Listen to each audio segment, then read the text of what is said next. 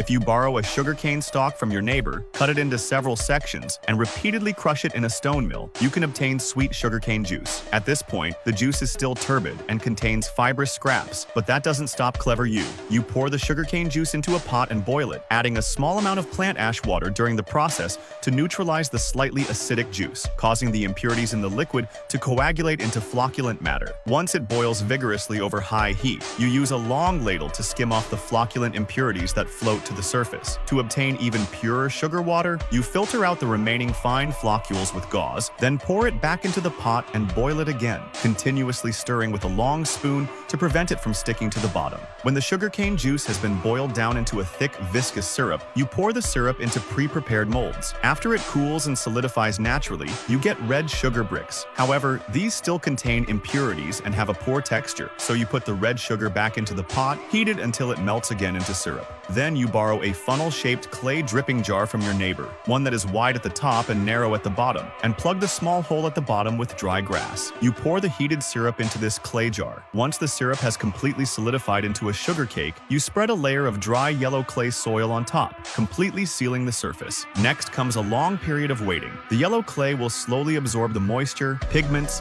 and impurities from the red sugar. Once after 49 days of patient waiting, you obtain a sugar cake with white sugar on the upper layer and reddish-brown sugar on the lower layer. Finally, you place the white sugar block into a stone mortar and grind it into fine granules, then store them in a porcelain jar. Congratulations!